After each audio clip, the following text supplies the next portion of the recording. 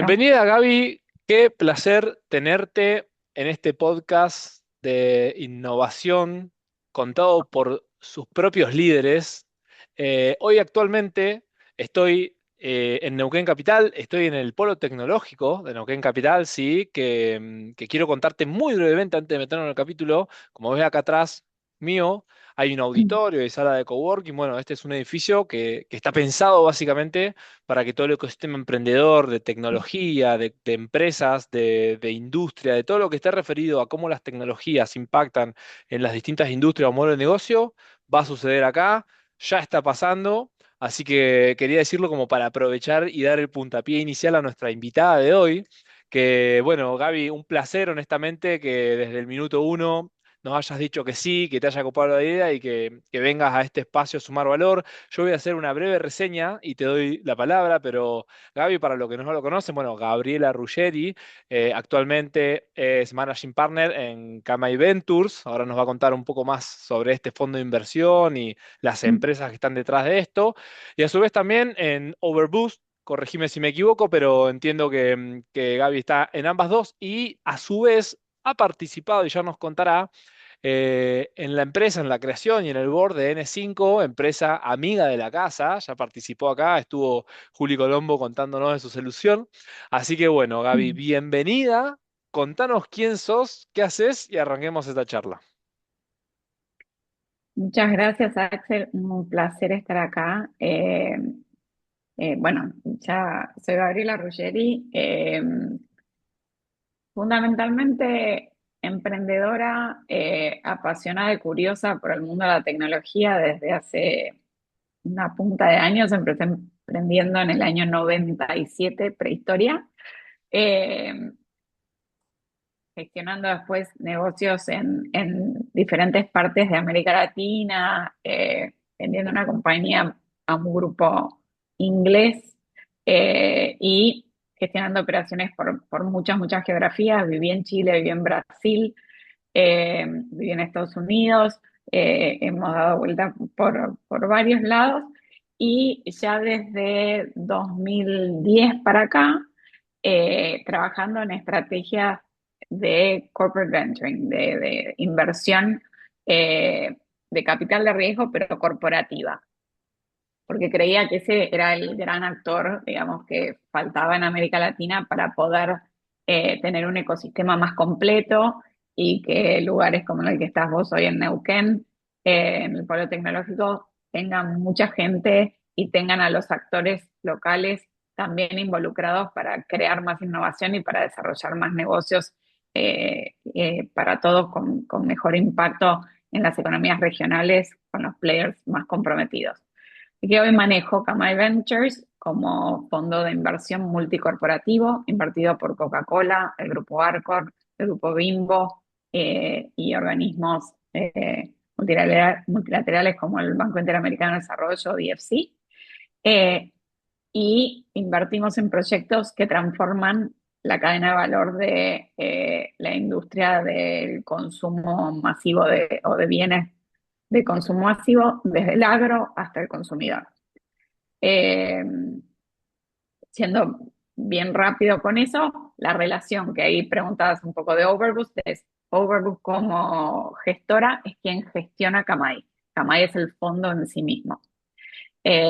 Así que acá estamos y feliz de conversar en- hoy con vos en este podcast.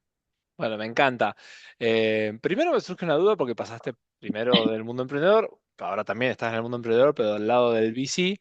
Un poco, ¿qué te atrajo? ¿Qué notaste más allá de que viste esta oportunidad que nos contabas? O sea, ¿qué fue lo que te atrajo que dijiste, bueno, dejo de emprender, sigo emprendiendo? Porque entiendo que es lo mismo de emprender, ¿no? Pero como del otro lado del escritorio. A ver, siempre me gustó emprender y crear cosas nuevas.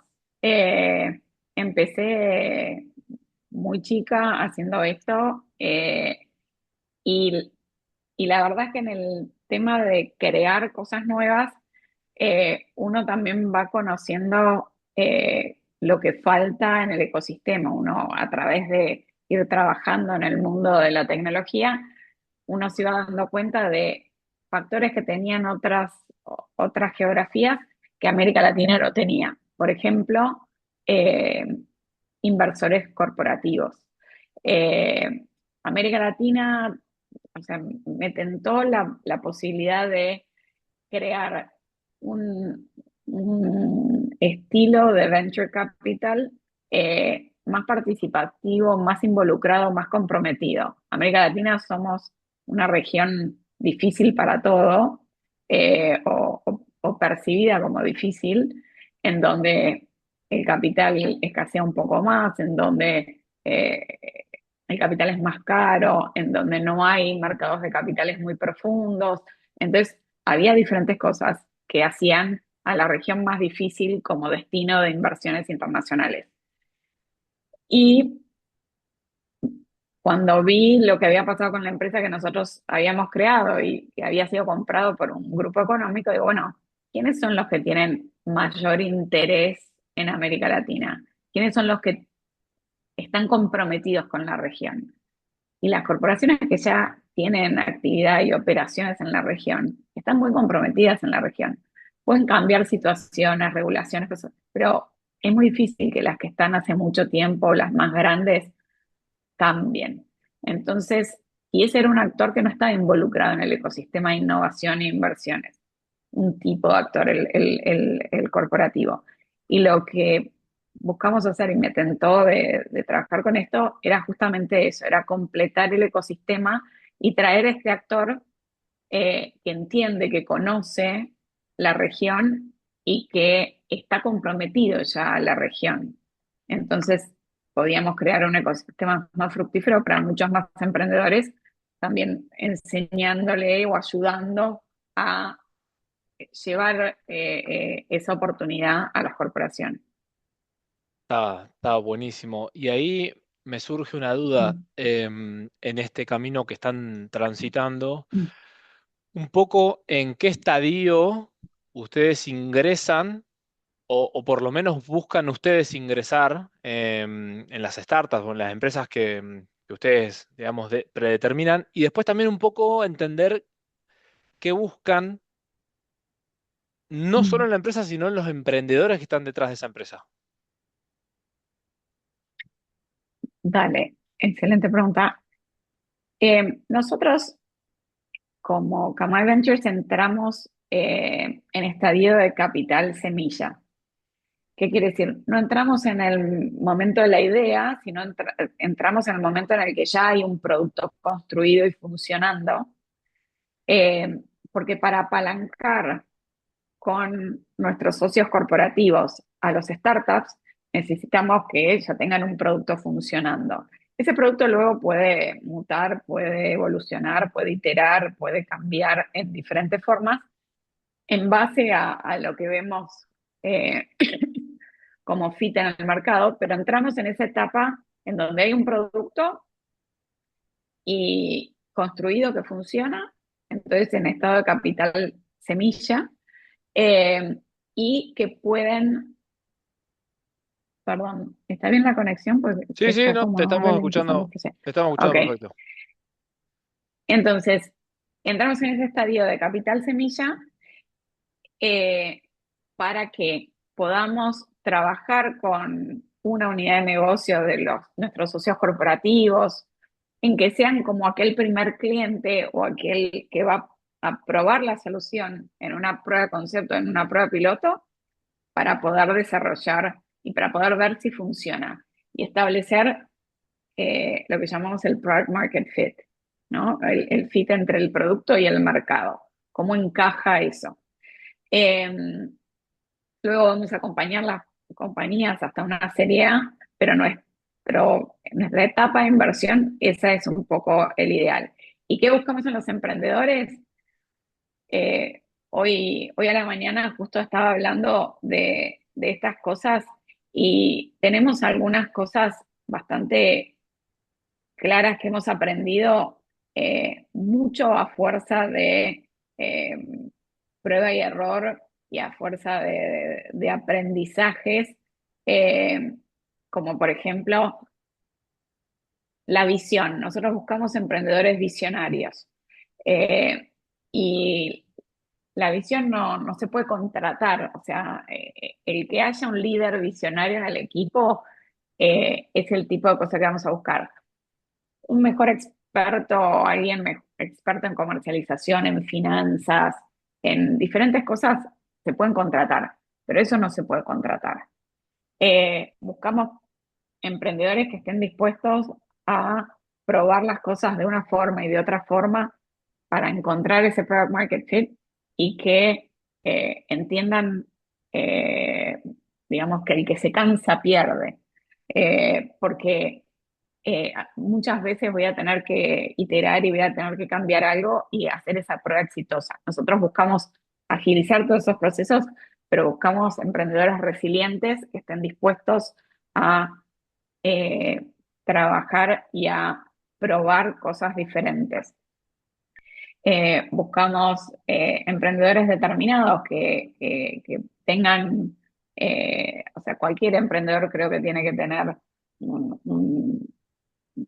una vara de frustración bastante alta, porque si no aprenden a tolerar la frustración y a levantarse, digamos, de una u otra caída, el camino del emprendimiento es difícil. Pero buscamos mucho eso en términos de, eh, como te decía, de producto. Necesitamos que haya un producto funcionando, porque ahí es donde podemos agregar más valor en ayudarlos a construir y establecer las relaciones de negocios y generar negocios con nuestros socios corporativos, ya sea a través de sus cadenas de distribución o de sus cadenas de supply o en diferentes etapas del proceso, que les va a dar eh, la posibilidad de ampliar más negocios, de entender cómo funciona, de testear, de validar y de seguir creciendo, ¿no?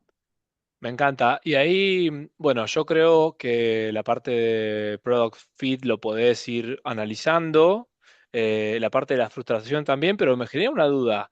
¿Cómo analizás vos la visión? O sea, Mm. ¿cómo te das cuenta cuando es visionario y cuando no? Eh, Muy interesante la pregunta.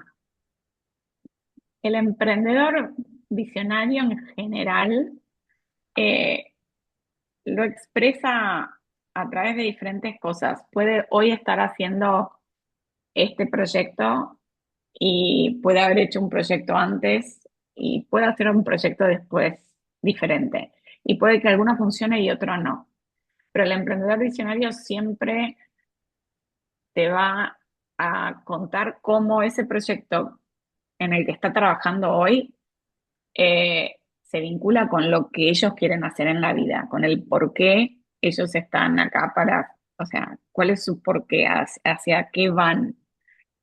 Y el proyecto que hoy tienen en cuestión es lo que, el qué están haciendo hoy. Pero la visión es, si vos podés conversar con ese emprendedor que te dice, yo quiero impactar o quiero trabajar o, por ejemplo, hacer accesible el crédito a todas las personas en América Latina. Y es verdad, esa solución de la que estás hablando hoy no va a hablar, no le va a dar crédito a todos, porque es imposible, no hay una solución que le dé crédito a todos. Pero después te va a contar cómo viabiliza su visión. Pero su visión es muy grande, su visión es muy amplia. Y hoy lo está haciendo por este camino, que es el qué y es el proyecto que vas a evaluar. Pero la visión del emprendedor te vas a ver clara en que podés conversar que lo que lo mueve es eso, Claro, o sea es que te esa das visión cuenta grande. porque, claro, tienen claro el fin, lo tiene muy en claro, y los medios pueden ser los distintos productos o proyectos en los que esté trabajando, pero muy buen punto. Y otra pregunta que me surge, que nos contabas que ingresan como Capital Semilla y acompañan hasta la Serie A. Ahí, en caso que se pueda, ¿no? Todas las preguntas que yo te voy a hacer, vos me dirás hasta dónde y hasta dónde no, pero ¿tienen distintos tiers de emprendedores o distintos rangos de inversión de semilla en función de, no sé, si estás en la parte de supply, la inversión va en estos rangos? Bueno, para entender un poco eso y después también poniéndonos en los zapatos del emprendedor, ¿cuál sería el objetivo a cumplir como para poder entrar? Te doy un ejemplo, decir, bueno, aparte de estar en Supply, tener que tener un producto que se pueda escalar 10x o algo así, si es que existe ese objetivo. Sí, a ver, eh, ¿cómo funciona un fondo? El fondo busca invertir en un momento en el tiempo a un valor y que el valor de ese activo, o que son las acciones de la compañía que en definitiva estamos comprando, se multipliquen en valor en el tiempo, o sea, usando la tecnología, obviamente, como potenciador para hacer esa multiplicación, ¿sí? Hoy entro en algo que vale 10 y espero salir en algo que vale 1000. Entonces, la participación que tengo se multiplica por 10. Pero Venture Capital es acerca de participaciones minoritarias. Entonces, nosotros no tenemos control sobre las compañías ni nada que se le parezca. Invertimos en tickets que representan dentro del capital de la compañía un porcentaje chico, porcentaje minoritario. Eh, el ticket nuestro, nosotros invertimos un ticket promedio de más de $500.000 en un proyecto que por ahí, dentro de esta curva que te contaba de pre-seed y de tener un producto muy embrionario, está más al principio y bueno, por ahí invertimos un cheque más chico y después que validamos que hay un fit y que hay más para hacer, invertimos otro cheque un poco más grande.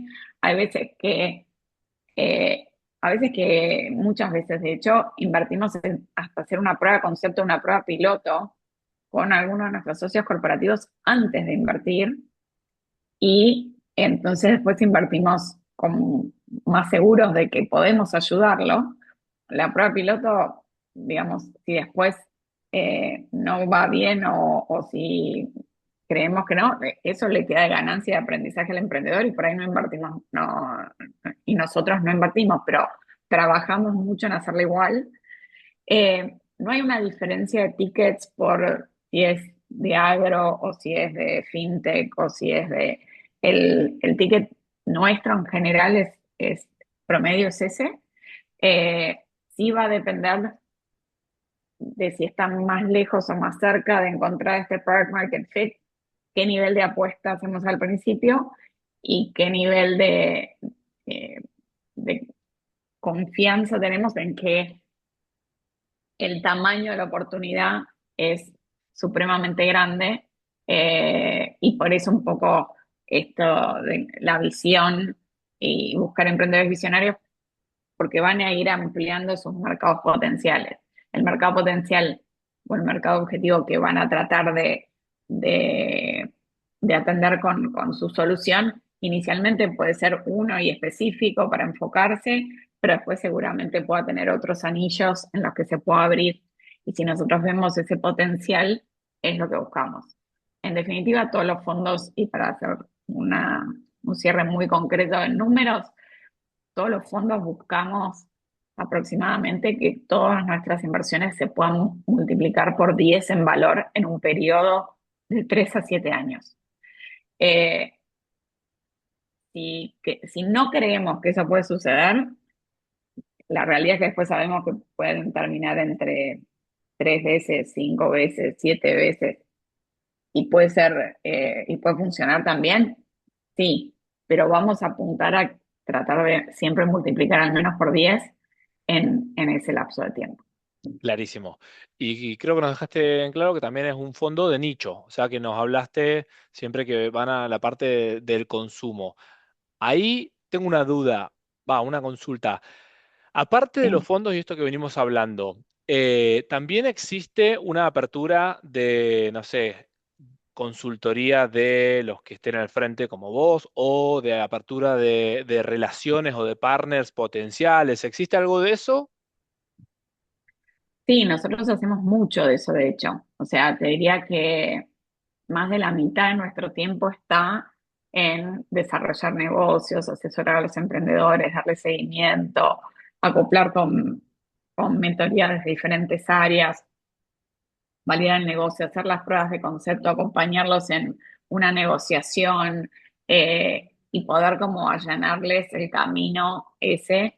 Eh, Todos los inversores, o en general se habla de smart money o de una inversión inteligente, eh, pero si, no sé, tenemos que ir a números, nosotros hoy con Camay tenemos 17 inversiones hechas, tenemos más de 75 pruebas de concepto hechas entre startups y las corporaciones o pruebas piloto, más de 30 integraciones con nuestros socios corporativos.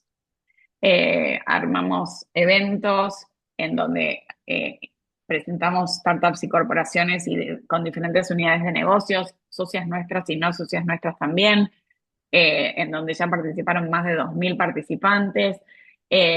Hacemos mucho trabajo de desarrollo de negocios y todo eso, digamos, se traduce en actividad bastante concreta. Qué bueno. Y ahí aprovecho el espacio y contanos un poco, porque bueno, este podcast lo escucha mucha gente emprendedora, muchos del ámbito de la tecnología o del ámbito de los negocios. He escuchado en toda Latinoamérica, aunque el 60-65% es en Argentina. Contanos un poco, porque ahora, si mal no entiendo, el mes que viene están con un evento bastante interesante para la audiencia. ¿Nos querés contar un poquito de eso? Sí, cómo no. Eh, el 9 de abril hacemos nuestra quinta edición de Kamai Code en Córdoba.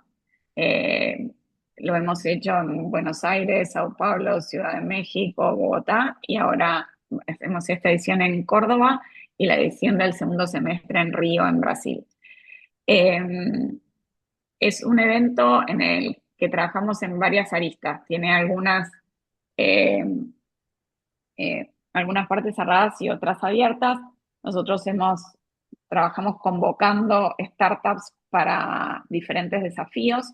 Esta vez planteamos 5 desafíos que van desde desafíos en el agro, desafíos en la industria, desafíos en la cadena de distribución, desafíos en torno a pagos, a experiencia en el punto de venta, a la eficiencia del uso de recursos naturales, a esquemas de reciclaje, diferentes cosas, y convocamos a startups a participar. De las que convocamos, que en esta edición tuvimos unas 165 startups que se presentaron, elegimos 20 que van a pitchear durante el evento para trabajar. Esto es el 9 de abril en la ciudad de Córdoba, en el Centro de Conversiones de Córdoba, que van a pitchear durante el 9 de abril y luego los corporativos socios nuestros eligen con qué startups les gustaría trabajar y entre 10 y 12 de esas startups al día siguiente trabajan en la definición de pruebas pilotos en una sesión que es durante un día, en un trabajo que normalmente lleva meses, con una metodología que nosotros hacemos para que hagan una prueba piloto y tengan negocio concreto con las corporaciones. Al margen de eso, hay charlas, hay paneles, hay workshops de diferentes temáticas. Este evento está bastante en torno a inteligencia artificial, pero aplicada, las soluciones aplicadas al agro, las soluciones aplicadas a el punto de venta o a todo lo que tiene que ver con eh, inteligencia, digamos, de mercado o a la evaluación de riesgo de crédito, muchas soluciones en torno a esas cosas y vamos a trabajar en todas esas áreas. Tenemos speakers muy interesantes, así que están todos convocados a venir. Las startups que no llegaron a anotarse en la convocatoria, se abre una nueva convocatoria en breve, pero pueden participar del evento y participar de workshops de cómo aplicar inteligencia en su industria, de ciberseguridad, de client venturing y diferentes otras cosas que pueden estar participando, roundtables de branding, de storytelling, mucho contenido muy interesante. Qué interesante. ¿Solo Así que presencial convocados. o también remoto que quieras compartir algún link o algo? Sí, pueden registrarse a través de kamaicode.com. Eh, el evento es presencial y mi sugerencia, si quieren, es que estén presencialmente es mucho más rico para interactuar con toda la gente, pero después sí también ponemos el link para que conozcan lo que está pasando y de lo que se está hablando en redes. Muy buen evento y ahí, o sea, si mal no entendí, de las 20 12 dijiste que al otro día están, o sea, Sí, estamos hablando 60%, o sea, es sí, alto el número o sea, sí, van con por eso, expectativas. totalmente. Y es un número alto de las, o sea, digamos, el mayor tema te diría es estar entre las 20 para que Claro. tu solución atienda eso, pero de las 20 un porcentaje muy alto trabaja en hacer pruebas piloto, que además es una experiencia súper rica porque vos no tenés ejecutivos de alto nivel de distintas áreas sentados todos en una mesa para trabajar con vos. A algunos les toca de un área, otros de otra área, de acuerdo a lo que vamos seleccionando, pero se van con una prueba de concepto definida, concreta, charlado el presupuesto, todo, o sea, Muy bueno. bien Y después manos a la obra. me dijiste que lo replican en Río, Y eso lo volvemos a hacer este año después en Río. Sí, en lo Río, vamos rotando por América Latina. wow. Y ¿Perdón? o sea, en cada evento donde va sucediendo, cuando sea en Río o cuando es en otro país, son startups de ese país. O acá también puede pasar de que esté No, no invitada. Ok, necesariamente. Nosotros lanzamos la convocatoria en general. Les va a quedar más lejos viajar de acuerdo a cómo vamos haciendo ruta del evento. Eh, y entonces hay una preponderancia, digamos, de la geografía local. Pero en esta edición se presentaron startups de Chile, de Uruguay, de Perú. eh, Hasta alguna de México. Se presentó alguna, inclusive del otro lado del charco, de España, mira. eh, pero digo, la mayoría sí son de Argentina.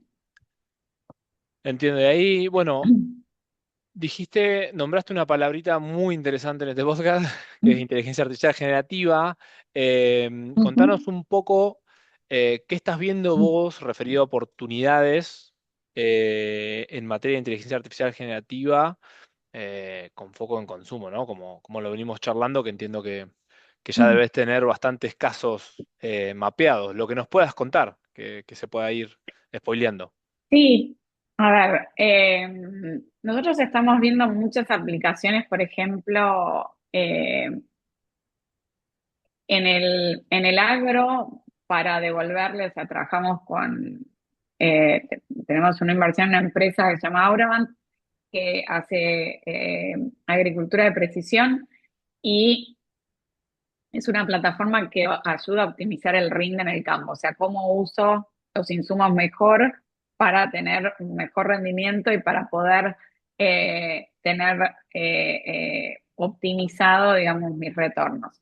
Pero al mismo tiempo trabajamos con otras que sensorizan, eh, por ejemplo, el post cosecha. Y ahí yo puedo eh, estar monitoreando, por ejemplo, cómo los granos se trasladan en su estado de conservación y se pueden hacer alertas inteligentes que van a darle al productor, por ejemplo, si tiene que, en otra época tienen que ir controlando todos, digamos, los granos y por ahí pasa semanas sin ir a ver un silo bolsa que está lejos y no sabe que, no sé, se empezó a pudrir algo o necesita vender una parte porque está cambiando las condiciones de temperatura o algo que hace que se le pueda estropear el alimento. Eh, Entre el 10 y el 15% de los granos que son cosechados en el mundo se terminan tirando porque se estropean. Un Wow. montón de desperdicio de alimento. Y eso repercute en la cadena para adelante. Entonces, toda la inteligencia podemos dar, esa es otra empresa del portfolio nuestro que también se llama Wiagro. Entonces, hay muchas cosas que se pueden poner y vemos cosas aplicadas. Eso también habilita a que el productor pueda tomar mejores seguros, tomar créditos. ¿Por qué? Porque tiene su activo monitoreado. Claro. Eh, y ahí después voy a ver, por ejemplo, temas de ejecución. Entonces, muchas veces a las marcas necesitan saber qué está pasando, si cómo se están haciendo los displays, si qué es lo que la gente prefiere ver. Tenemos soluciones eh, que antes teníamos mucho dato de computer vision o formas de obtener datos. Lo que nosotros estamos viendo es mucha oportunidad en la obtención de dato primario de calidad y luego aplicar inteligencia artificial para la toma de decisiones y para eh, la información estratégica en la punta, que puede ser desde para los comerciales en la ejecución en el punto de venta, o puede ser para el productor al principio de la cadena, o puede ser en la propia planta o en el propio punto de venta para un ahorro de energía, porque hoy, por ejemplo, estábamos hablando a la mañana que te comentaba que tuvimos este desayuno, estaba contando otro caso de una empresa nuestra que, por ejemplo, no sé, se detecta en un punto de venta que las heladeras o los freezers mantienen cierta temperatura. Y es lo que querés mantener para que las bebidas o los alimentos estén en las condiciones que tienen que estar. Eh, pero si hay un cierto periodo en repetidas ocasiones que no se abre, por ejemplo, sabemos que durante la noche en determinada no se abre, se puede alterar cómo funciona ese activo para que mantenga la temperatura, pero no esté consumiendo tanta energía. Claro. Vemos soluciones o oportunidades que también te dan de regenerar energía a través de otros insumos. Eh, Vimos emprendimientos que tienen que ver con el reciclaje, con la basura, con lo que desperdiciamos y cómo eso puede volver a la cadena. Y la inteligencia también se aplica a esas cosas. Nosotros lo que nos enfocamos es encontrar casos bien específicos. Todos sabemos todo lo que le podemos preguntar a ChatGPT, o sea, y todos los chats del año pasado. Este año es, y yo creo, es cómo usamos agentes o combinación de agentes de inteligencia para procesos simples que le den a las personas insights para que tomen decisiones de manera mucho más eficiente, para que tengan la información toda junta.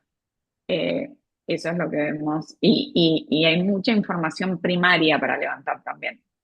Eso es lo que creemos que es muy clave y vemos, pero un poco menos.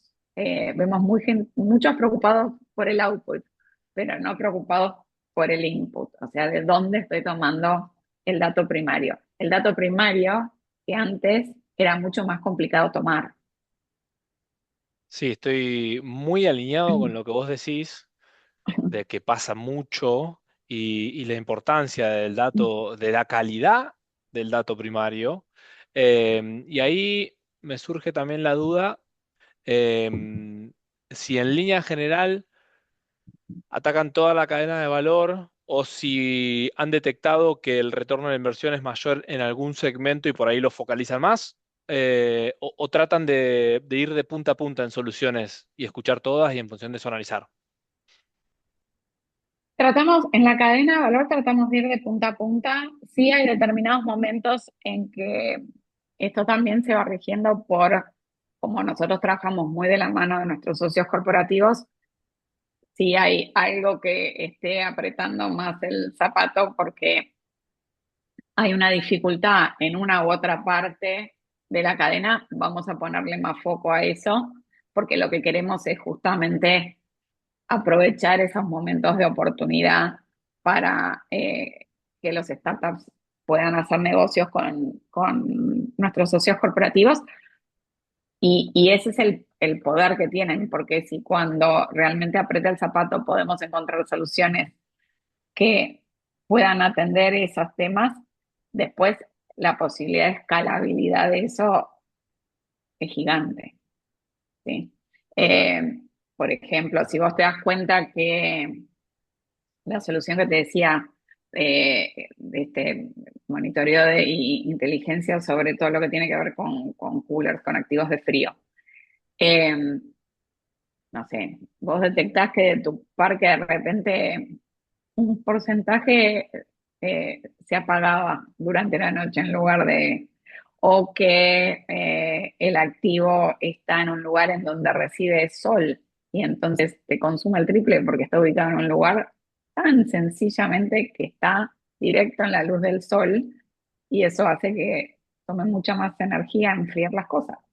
O que hay un montón de cosas y no son tan complejas. Y vos debes pensar, pero ¿a qué me estás hablando? O sea, es una pavada. Prende el sol, lo lógico sería correrlo. Bueno, en un montón de lugares está ahí y está ahí. Y no se Claro. corrió.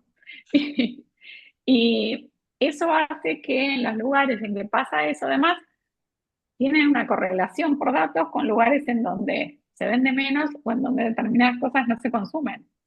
Y vos decís, ok, ¿por qué será? Eh, y nada, y todo eso repercute en eh, la posibilidad de hacer llegar alimentos y bebidas y demás a más lugares recónditos en el mundo que es difícil de llegar y aprovechar mucho más lo que tenemos y no desperdiciar nada de esto, ¿no? O lo mínimo. Clarísimo. Y ahora me pongo en el zapato del emprendedor o la emprendedora. Yo tengo mi empresa y bueno, tengo la posibilidad de ir a por Capital Semilla o no, en este caso con Gabriela. ¿Cómo analizo yo en qué momento es ideal hacerlo o en qué momento no? O en todo momento es ideal, no sé, decímelo vos.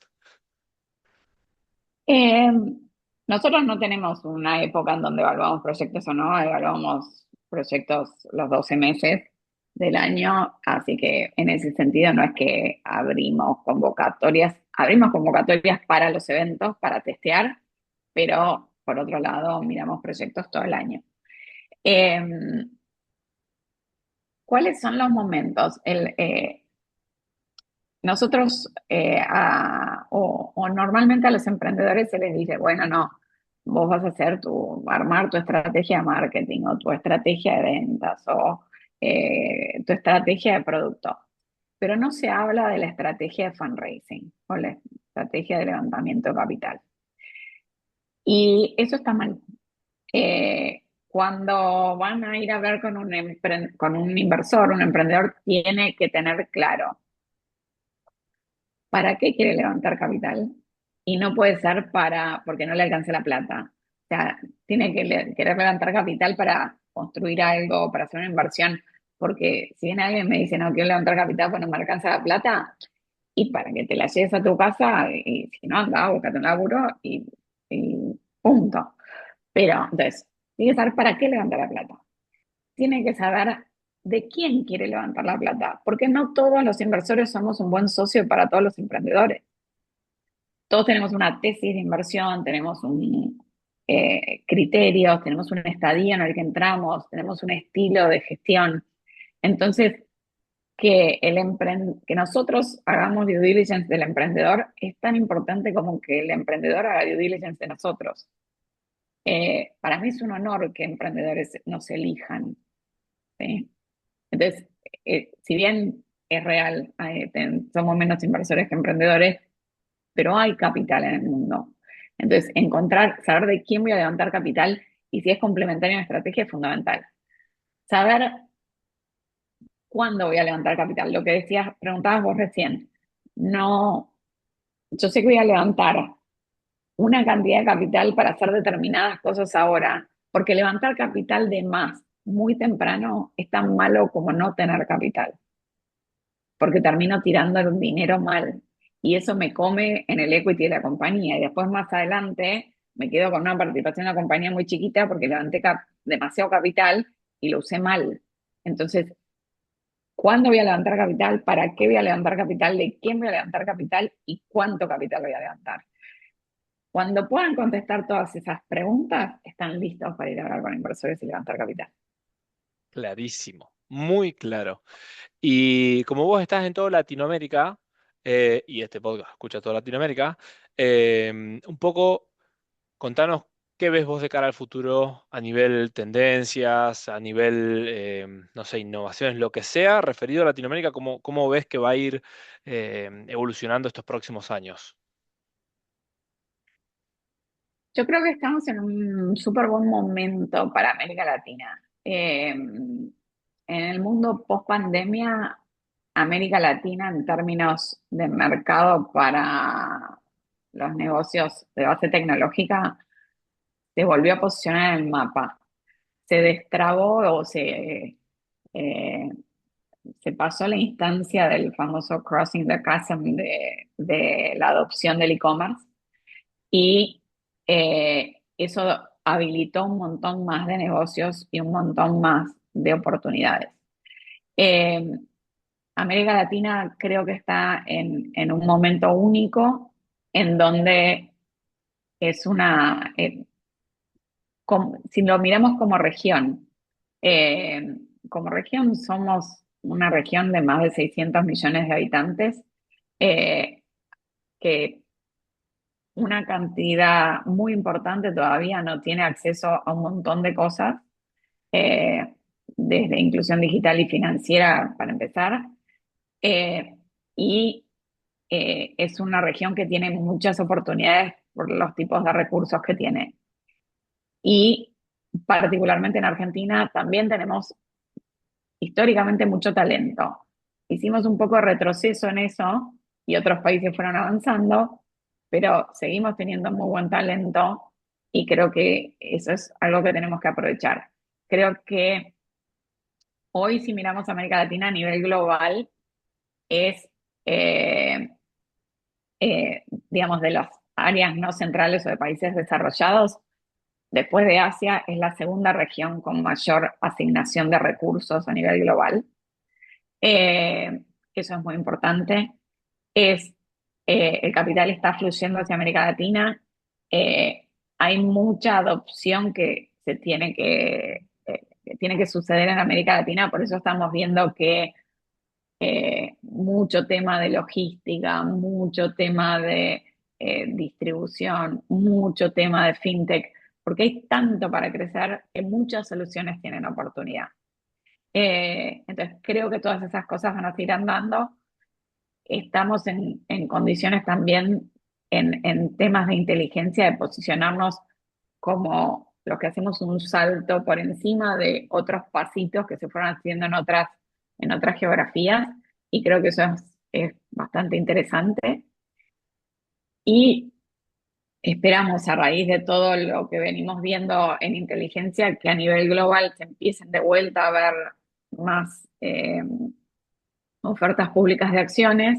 ¿Qué quiere decir eso? Más iniciales, ¿no?